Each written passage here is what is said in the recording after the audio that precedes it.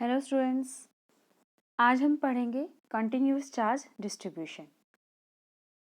Any charge which covers a space with dimensions much less than its distance away from an observation point can be considered a point charge. तो जैसे हमने class 11 में पढ़ा था point mass object, वैसे ही यहाँ पर concept होगा point charge. Point mass object क्या था कि जब किसी ऑब्जेक्ट का मास ऑब्जर्वेशन की डिस्टेंस के कंपैरिजन में बहुत कम हो तो हम उस ऑब्जेक्ट को पॉइंट मास मानते थे। वैसे ही any charge which cover a space, कोई भी चार्ज जो स्पेस कवर करता है, अगर उसका डायमेंशंस उस डिस्टेंस से कम हो जितनी डिस्टेंस से हम उसको ऑब्जर्व कर रहे हैं, तो वो क्या कहलाएगा? Point charge. A system of closely spaced charge is said to form a continuous charge distribution. अगर किसी सिस्टम में जो चार्जेस हैं वो पास पास रखे गए हैं, क्लोजली उनको प्लेस किया गया है, तो हम उसको बोलेंगे कॉन्टिन्यूअस चार्ज डिस्ट्रीब्यूशन। कहने का मतलब है कि मान लीजिए एक पेपर है और पेपर पे हम बहुत सारे बॉल्स को हमने एक फ्लोर है, फ्लोर हम ले लेते हैं।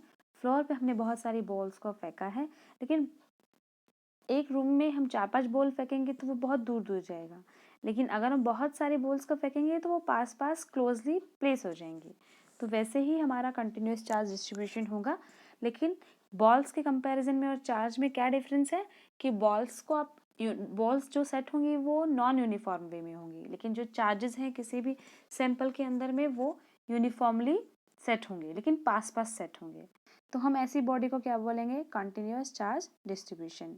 It is useful to consider the density of charge contribution as we do for density of solid, liquid, gas, etc.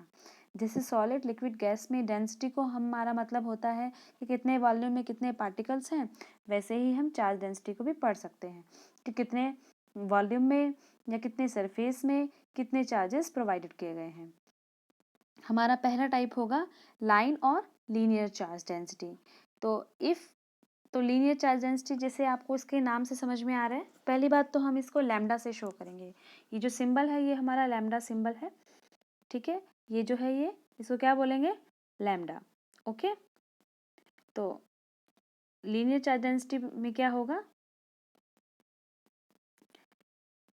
Linear charge density में होगा कि हम एक लाइन लेंगे, लाइन पे जितने चार्जेस को डिस्ट्रीब्यूट करेंगे और वो सब चार्जेस यूनिफॉर्मली डिस्ट्रीब्यूट होंगे।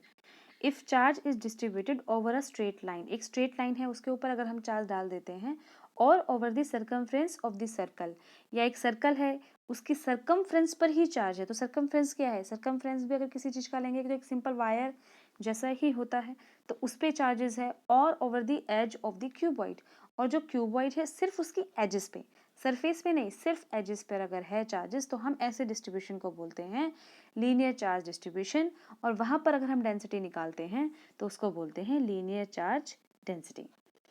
Linear charge density is the charge per unit length. तो जैसे डेंसिटी जब भी हम किसी भी चीज़ की निकालते हैं तो हम क्या करेंगे? ऊपर एक क्वांटिटी रखेंगे, कितनी क्वांटिटी उसके अंदर है, डिवाइड में हम करेंगे। अगर लीनियर चार्ज डेंसिटी है तो हम लाइन लेंथ से डिवाइड करेंगे। अगर सरफेस चार्ज डेंसिटी है तो हम सरफेस एरिया से डिवाइड करेंगे। अगर वॉल्यूम डेंसिटी है तो हम वॉल्यूम से डिफाइन करेंगे, ठीक है। तो लीनियर चार्ज डेंसिटी क्या है? Charge per unit length. और चार्ज पर यूनिट लेंथ होगा तो उसकी यूनिट क्या होगी? चार्ज की यूनिट क्या होती है? Coulomb. Per unit length, length की यूनिट क्या होती है? मीटर। तो लीनियर चार्ज डेंसिटी की क्या यूनिट हो गई? Coulomb per metre. ये जो फिगर है ये फिगर शो कर रही है कि हमारे प्लस चार्जेस जो है वो एक लाइन की फॉर्म में डिस्ट्रीब्यूटेड है।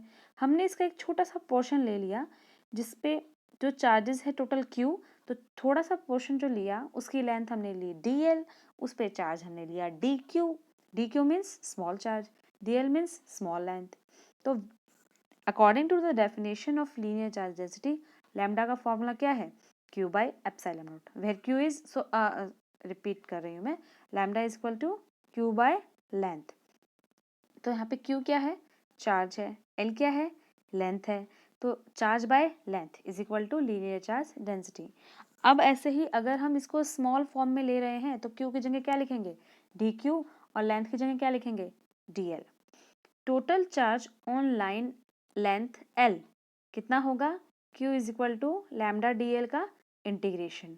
ये कहाँ से आ गया? देखिए अभी आप यहाँ से देखिए, हमारे पास ये वाला फॉर्मूला था lambda is equal to D Q by D L. अब हमने क्या किया, लैम्डा के डी एल को हम ले जाएंगे लेफ्ट साइड, तो लैम्डा डी एल हो जाएगा। राइट साइड क्या बचेगा, सिर्फ डी क्यू का इंटीग्रेशन करेंगे तो क्या होगा, क्यू आ जाएगा। और दूसरी साइड क्या बचा है हमारा, लैम्डा इंटू डी एल और उसका इंटीग्रेशन। ठीक है, तो ये था हमारा linear charge density. Next topic में हम बढ़ेंगे surface charge density. Thank you.